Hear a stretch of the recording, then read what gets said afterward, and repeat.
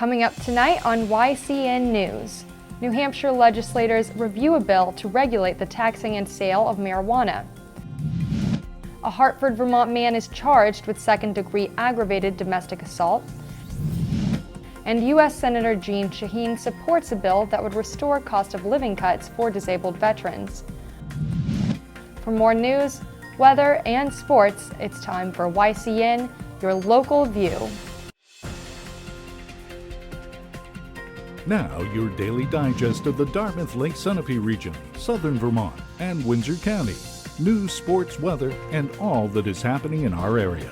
The news on YCN, your local view. Good evening, and welcome to this Wednesday edition of YCN News. I'm Rose Spillman. Several of the bills now under debate by New Hampshire lawmakers are a microcosm of political and cultural trends in the country. For example, legislators in Concord will review a bill to regulate the taxing and sale of marijuana. House Bill 492, if passed, would bring money into the state's coffers, similar to how alcohol sales benefit the state's bottom line. Just as with alcohol, pot buyers would need to be 21 or older. Limited amounts would be for sale. Republican Representative Steve Valancourt of Manchester is the sponsor of the bill. While a recent public opinion poll shows 60% of New Hampshire residents support this bill, not everyone is on board. A website dedicated to this bill notes Valancourt plans to continue fighting for the bill's passage. The House Committee on Criminal Justice and Public Safety voted 11-7 against passage of the bill. Meanwhile, New Hampshire does allow for the sale of medical marijuana. Governor Maggie Hassan signed into law last July a bill paving the way for New Hampshire to become the 19th state to do so. Vermont Governor Peter Shumlin today presented his fourth state budget. Although the state faces a $70 million deficit, Shumlin says the state's future is looking better. The state has the fifth lowest unemployment rate in the country, and the lowest this side of the Mississippi, Shumlin says. 11,000 new jobs have been created, an amount Shumlin says marks his tenure in office. Although no bottom line dollar figure is mentioned in the speech, Shumlin says plans are in place to meet Vermonters' needs, and this can be done without undue spending. The fiscal year 2015 state budget may be up about 3.5% from last year. After the break, we'll hear about the Vermont man charged with second-degree aggravated domestic assault and the bill supported by U.S. Senator Jeanne Shaheen that could help disabled veterans. The YCN News continues in a moment. Welcome back to YCN News. I'm Rose Spillman.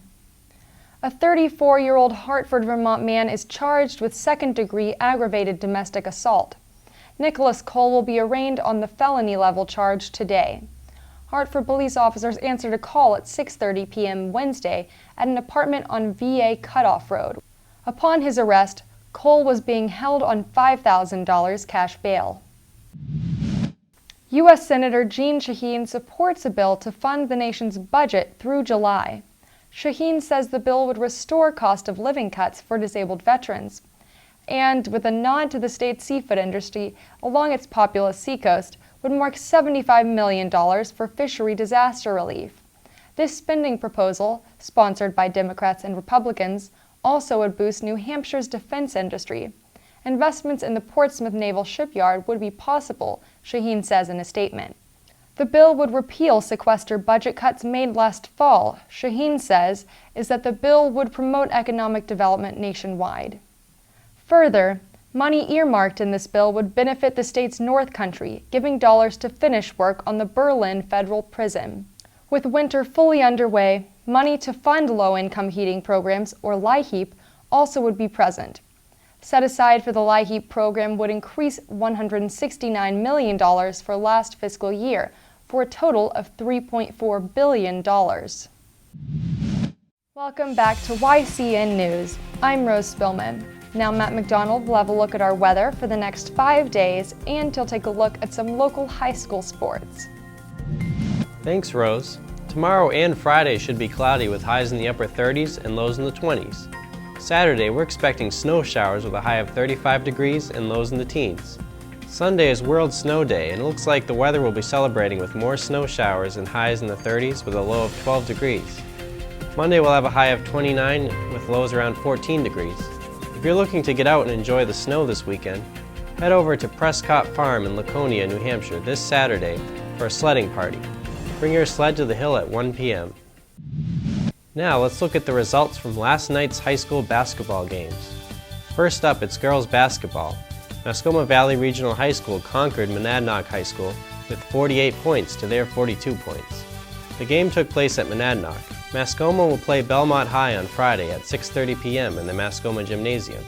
At the same time, the Mascoma Royals boys team played Monadnock at their home turf. Mascoma successfully defeated them 58-41. Both the Mascoma boys and girls teams worked really hard to earn a double victory against Monadnock. Great job! Also, there was a Sunapee versus Concord Christian game, with Sunapee making a staggering win with 55 points to Concord's 17 points. Great job, Sunapee Lakers! Let's turn to another boys basketball game. The Fall Mountain Wildcats defeated the Bellows Falls Terriers 59-47 at the Bellows Falls Gymnasium. Thank you for joining us for this Wednesday edition of YCN News. Don't forget to like us on Facebook and follow us on Twitter. And you can watch our programs anytime online at www.ycnnow.com. Be sure to tune in tomorrow to hear from Janice and Robert Jenkins of Jenkins School of Dance. I'm Rose Spillman for YCN, your local view. Good night.